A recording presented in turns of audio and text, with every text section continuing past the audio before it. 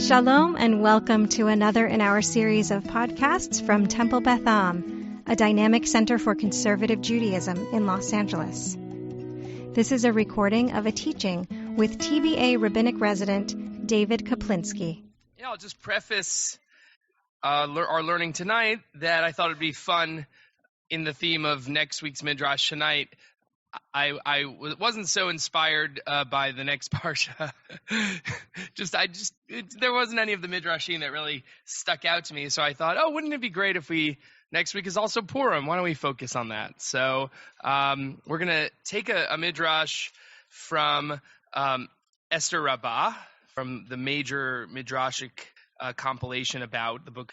And sort of in a continuation of the themes, one of the things the Midrash loves to do, especially when there are introductions of characters and names, is to take a look at how they're introduced and see what is in even the one-line introduction of the said person. And one of the great Midrashim actually goes many directions on this, but is based on the introduction of Mordechai, of kind of the quintessential, and lovely Tybal's got the Esther background on the Zoom. And Esther we tend to think of as kind of the quintessential hero, at least from a rabbinic perspective, and the story itself seems to at least lend itself somewhat that Mordechai is one of the heroes, also non-male heroes. So I'm going to pass these out, and I also gave you an kind of bonus Midrash. I don't think we're going to touch on it tonight, but maybe over the course of the week or before Purim, take a look at the first page. We're going to start on the second page, but the first page has a shorter, nice Midrash about Mordechai and about what was so great about him beyond his acts in the story itself. Okay, so you can see the first page is not what we're going to focus on, but something to hold on to. We're going to start on page 2. So if you turn your page. So the introduction of Mordechai in the book of Esther starts with Ish Yehudi Haya b'Shushan Habira Ushmo Mordechai. Right, there was a Judean man or man from Judea that was in Shushan, the citadel, and his name was Mordechai ben Yair ben Shimi ben Kish Ish Yamini. Right, it says that he was the son of Yair, son of Shimi, son of Kish, a Benjaminite. So this line is going to form the basis of the next 2 pages of Midrash, and it's going to kind of break it one piece at a time, as we've seen in some of our other. So the first one is Ish. Okay, we started with Ish Yehudi, first word of the verse. What does it mean that he's introduced as Ish? You wouldn't necessarily have to introduce him that way. Plenty of characters in the Tanakh are just introduced as their name without even saying there was a person so-and-so. So Ish teaches that Mordechai in his generation was equivalent of Moshe in his generation. As it is written about Moshe, and the man, V'ha'ish Moshe anav me'od, right? He was very humble. So about Moshe, it uses the word Ish, and so too, Ma Moshe amad beperetz, just as Moshe stood in the breach, whatever exactly that means, as it is written, he said he would destroy them were it not for Moses, his chosen one, who stood before him in the breach. So that's Psalm 106, kind of doing its own retelling of the Moses story. Also, Mordechai did likewise, right? It says about Mordechai, Doresh Tov le'amo v'dover shalom l'chol zaro. Right? He sought good for all his people and spoke peace to all his descendants. Right? Ma Moshe limed Torah liYisrael. So we have 3 things. We have 2 things so far that are similar about him. Both were mentioned with the word Ish, both Moshe and Mordechai. Both kind of stood in this moment of necessity, stood in the breach, which reminds me really of Shakespeare. Once more unto the breach, dear friends, Henry V, to kind of seize the moment and to fill the void of leadership. And so when it says that Mordechai did that, it's because it says in the Megillah that he sought good for his people, right? And he was for peace. It doesn't use the word stepped into the breach, but that his actions showed that he was stepping up. He was stepping up in his time. And then the third element is teaching Torah.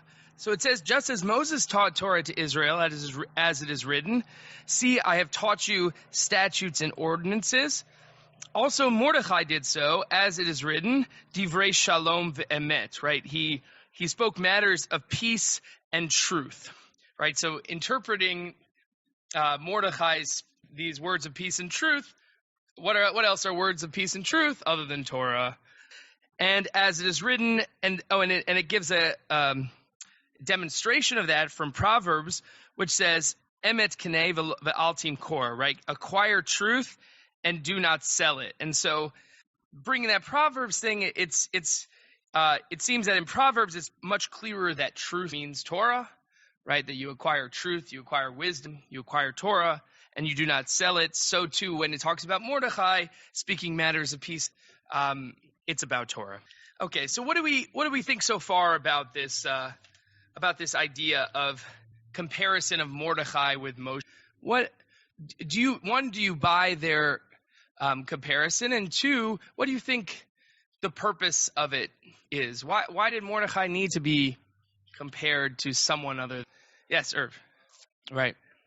Gotcha. That's great. So Irv summed it up really nicely and brought into the room what a lot of us are currently thinking about President Zelensky in Ukraine, who is serving as this heroic figure for our time. And so Zelensky had his own heroes in past times. And so too, when we introduce this newer character, Mordechai, who I think also in the book kind of represents a new era. It's not exactly what you said, but I think I'll add to that. He had to have some kind of hero to look up to too. And Moshe is kind of that peak hero that he up to. Yes. Yeah. Good. So Tom's a little skeptical about how we could take this entire drash and hinge it on just the word ish, which seems like, right, an ish or isha, right? Everyone's a person, a man or a woman, yes, hold on one second. Yes. Yeah. Not at all.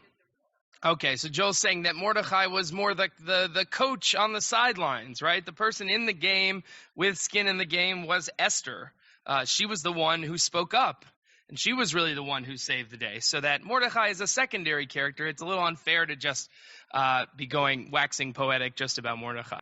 Yes, Fran. Yeah, Ish Sadiq, yeah. Mm-hmm. Right, exactly. Yep, it's not Ish Chayil. He doesn't, you're right, so just having the word ish to Fran seems like they could have easily added a descriptive element to add to ish that would align with lots of other examples where it's very clear that those people are being described as great people. But Mordechai's just ish. Ish isn't necessarily good, bad. He's just an. Okay, we're going to get there. Good. Okay, wait. Irv ran ahead and he said, wait a minute, he's defending Mordechai. We don't need to denigrate him. Well, that's okay. A very controversial discussion happening right now. That perhaps Esther was the puppet of Mordechai. He was the puppet master. It's we can give them both credit, but very good. Tybal, did you have something you wanted to say? Yes. I don't know if anybody said either of these. Can you hear me? Yeah, we actually can, and strangely enough. Okay. The first is that Ish, I think, doesn't necessarily mean it's not Ivri. It's not a Jewish man. Right. But Moshe and Mordechai could be linked because neither of them have Hebrew names. Oh. So their names become Hebrew names the same way Alexander the Great, much later became a Hebrew name because it gets used. But that would be another linkage because their name, the etymology of the names, are not from Hebrew. Yeah, I love that. Right, that Moshe and Mordechai both have these names that are, in Moshe's case, probably Egyptian, and Mordechai might be connected to Marduk, God. So, a little uncomfortable, but we kind of see it in the name. And that's a really interesting point why they would specifically pull out Moshe. That might be another kind of inherent thing. I love that. Thank you. All right, let's keep going. So we've kind of made this comparison, and we're not so sure 100% how we feel about just Ish. Does Ish imply Ish Gadol, Ish Gibor, Ish Chayil, whatever, all those things? Or is it just, we shall see. We can make our assessment as we go. Okay, so the next element, they kind of skip Haya B'Shushan Habira and go straight to Ushmo Mordechai. His name was Mordechai. Okay, so this is a really interesting drash. It says, Harishaim Kodmin Lishman, that the wicked precede their names. So when the wicked are spoken of, it says, for example, Naval was his name, right? Naval Shemo, Sheva ben Bichri Shemo, Sheva ben Bichri was his name. However, the righteous, their names precede them, actually meaning that the word, his name, precedes the person. And as it says, and his name was Manoach, Ushmo Manoach, Ushmo Kish, Ushmo Shaul, Ushmo Elkanah, Ushmo Boaz, Ushmo Mordechai. Right? So it's a really interesting thing. And I mean, I wonder if, somebody who had an encyclopedic knowledge of the Bible could say, oh, but what about this person? I really wondered if they were pushing it. But it is really interesting that they found two strong examples where somebody who's thought of as bad, at least as the Bible tells it, have their name actually first, as opposed to having this introduction of, and his name was such and such. I also think it's really, so just to kind of like give you an example of who these people are real quick, like Naval is this guy that wouldn't give any food to David in the wilderness when David was extorting him. I won't go there. Sheva ben Bichri is one of the people who rebelled against David. Manoach is the father of Shimshon, who is, I guess, is thought to be good because his son Shimshon, one of the judges, Samson, and his name was Kish. Kish is actually, you can see it in the introduction of Mordechai, son of Yair, son of Shimi, son of Kish. Kish is also Shaul, Saul's father. There's actually a really interesting literary thing about why Mordechai why does it say Mordechai is descended from Kish and is a Benjaminite? There's kind of a linkage to Saul. We can talk about that later. Yes, Joel? Yeah. Right. Yeah, that's true. Yeah, it's a really good point, right? That we said kind of Shaul screwed up, made a really big screw up, a couple of really big screw ups, and the kingship was taken away from him, as the Tanakh tells it. But here we have his father as a tzaddik, and we have a few relatives of him as tzaddikim. I think there's something really interesting about that, in so much as Mordechai might be fulfilling Saul's Saul's potential that never got completed. There's kind of some stuff in the Megillah about they didn't take the booty. They didn't take any of the stuff when the Jews fought back, and that's actually opposite to what Shaul did in today's Haftorah, which is that he took the goats, he took the flock. So there's kind of like a fulfillment of what Shaul was supposed to be in Mordechai, which is kind of an interesting side note. It might be why they bring these things, why they bring Kish and all these. So great. Moving on. And his name was Mordechai, Lefi Shedomin Levoran. So what's the significance of saying Ushmo before their name? What does that matter? Fine, it's a nice pattern. It's because they are actually similar to their creator. As it is written in Exodus, Ushmi Adonai lo nodati lahem. So when God is introducing God's self to Moses, God says, and my name Adonai I did not reveal to them. I revealed my name to your ancestors by the name of El Shaddai, but I didn't reveal this Yud He Vav He name to them. And it uses Shmi before his name. So there's a godliness, this introduction, a comparison there, which just really brilliant and fun and specific. Okay. Any other thoughts about that? That's just kind of okay, so the next element. So this is a really interesting thing because we have his introduction as Ish Yehudi, but then we also have his introduction as Ish Yemini. Okay, so the Midrash is going to have a little trouble with that because someone who is from Judea actually is not from Benjamin.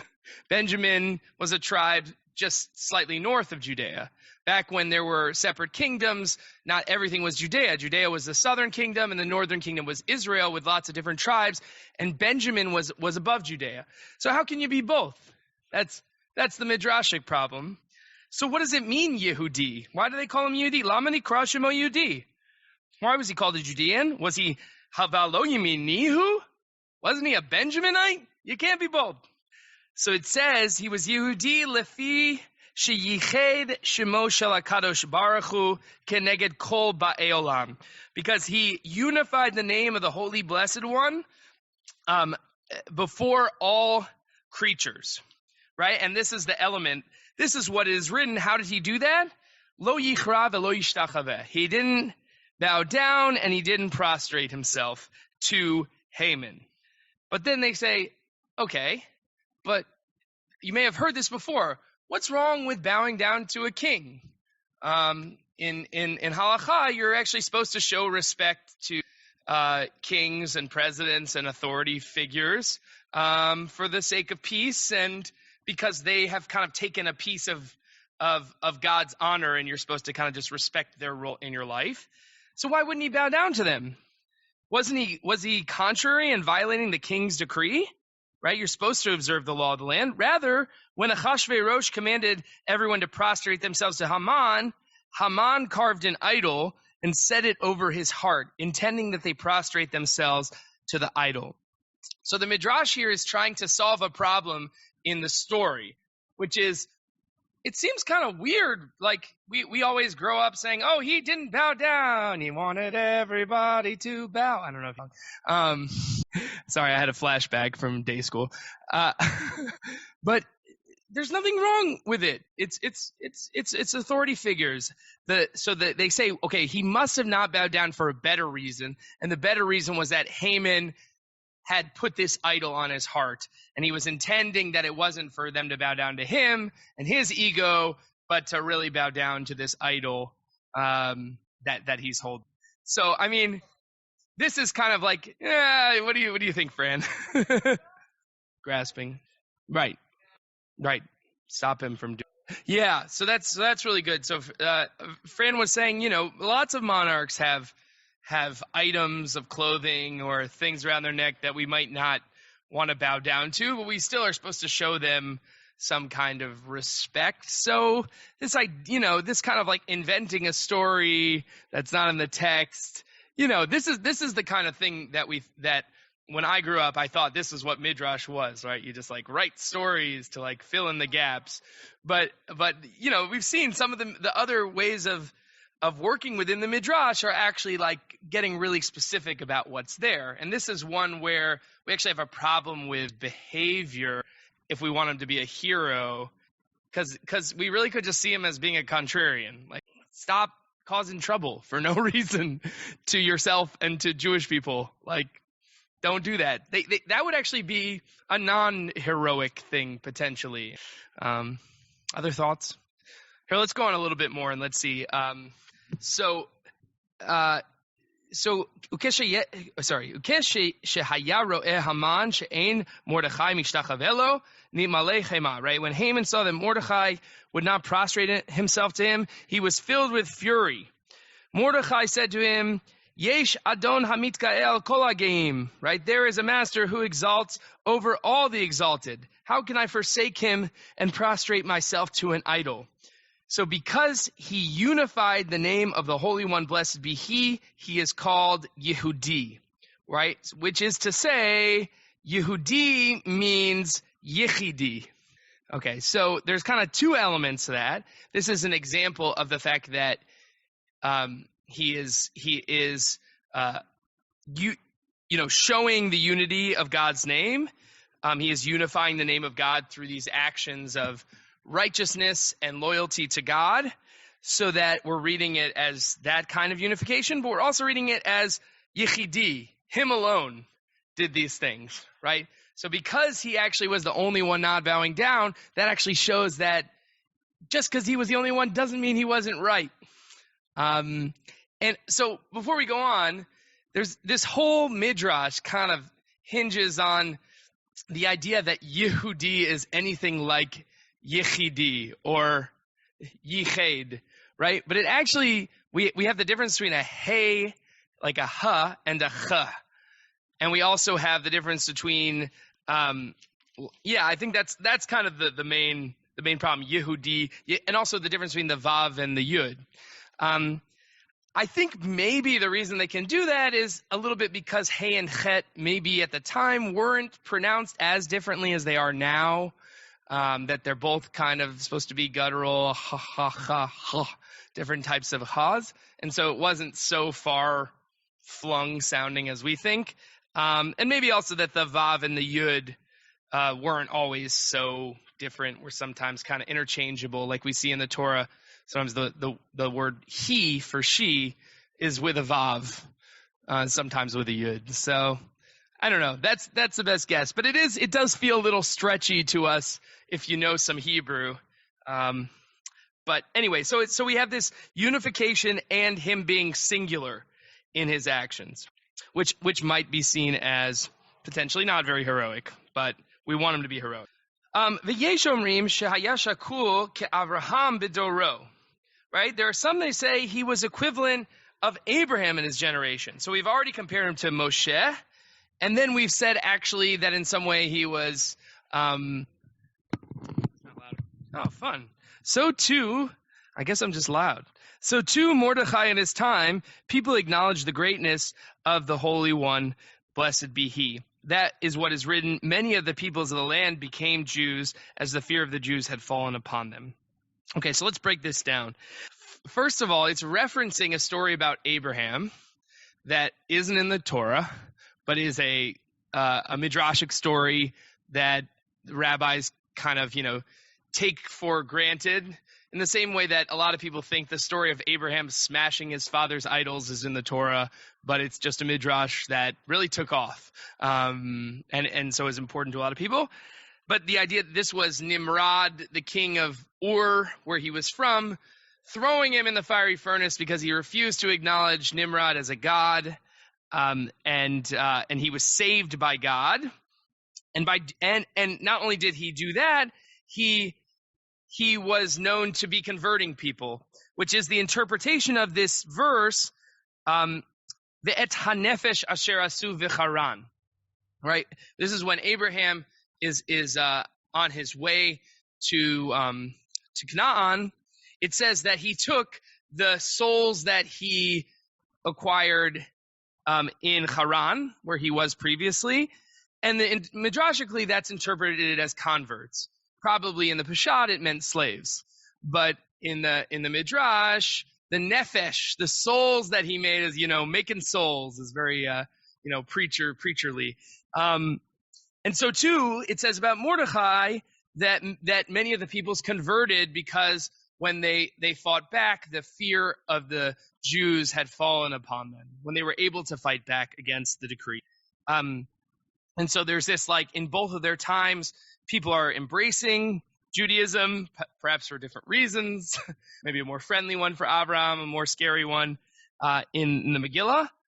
And then it ends with Vayiched Shemosh HaKadosh Baruch Hu V'Kidso. He again unified the name of the Holy Blessed One and sanctified it. Therefore, he is called Yehudi, as it is written, Ish Yehudi. Do not read it as Yehudi, but rather as Yechidi. So just to kind of tie it all back together, that there are a number of different ways that this midrash is saying that he unified God's name and was loyal to God's name and showed it before lots of people. One of them was the not bowing down to Haman and the idea that Haman was wearing an idol. Another one is that he was sort of involved in the process of showing people how great Judaism is and making converts. Even though in the context it seems like it actually doesn't really have to do with Mordechai exactly, but maybe inadvertent, maybe through some of Mordechai's efforts to get Esther to act and to tell the king, this allowed people to embrace Judaism, and that is another kind of unification of God's name when you're sharing, the good news, as it were, of Adonai.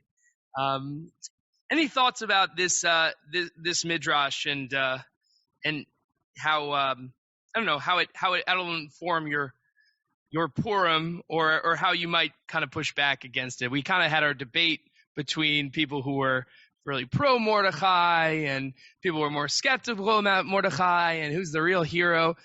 After this midrash, does it change where you end up? You will never look at Mordechai the same again. Okay, good. So Grant says he's a much more important person than he ever imagined. Yeah, right. Excellent. So Brant's saying that this kind of placing him as a standout in his generation compared with Moses, compared with Abraham, the only one to not bow down is really puts him in this iconoclastic category in our Midrash. Awesome. There you go. I don't know if he was half joking, but no, you're serious. Okay, good. Right. Yes, great. So Brant also highlights that they want you to say that Mordechai deserves our attention, deserves our focus. There is something actually really great about him, even if in the text you don't see every single element. We want you to look. We want you to see what is actually good about him. Yes. Awesome. Thank you. Yeah. So we have a few more supporters of Mordechai and this idea that he's like really connected to some of our greatest people. Yes, Irv. Of course. Right. Oh, yes. Excellent. Wonderful. So Irv is drawing our attention both to the heroes in our story, to not just Mordechai, but to Esther, but also the fact that we have really amazing modern-day heroes, in this case specifically in the name of Cesar Chavez. March 31st is a holiday named after him, so please do commemorate that and do something good for your community. Yes, Fran. Yep. Secretary of State, or yeah, sure.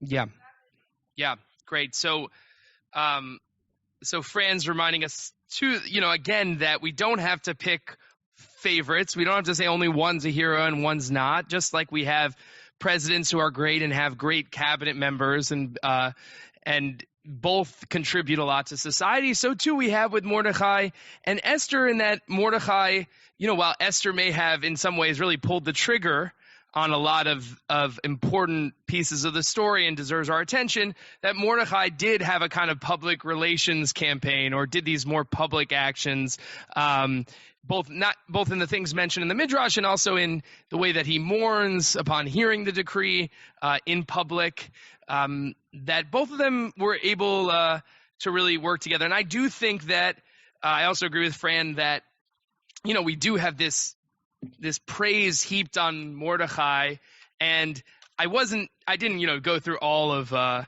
Esther Rabbah, but I don't think that there's actually as much of this kind of drashing about Esther and the discomfort with the female hero. We actually have to make sure that the male hero is even more heroic than we want him to be. So we do make these connections, but also there's a possibility that it actually is there, and if you want to dig into it, but there's also a good reason to be skeptical. I'll give it on both sides. Yes, Jason. Yes. Right. Yeah, good. So this can be a frame for your Megillah listening to kind of confirm or push against what we've learned, what we might think about each of them based on this learning. Yeah, Tom. Yep.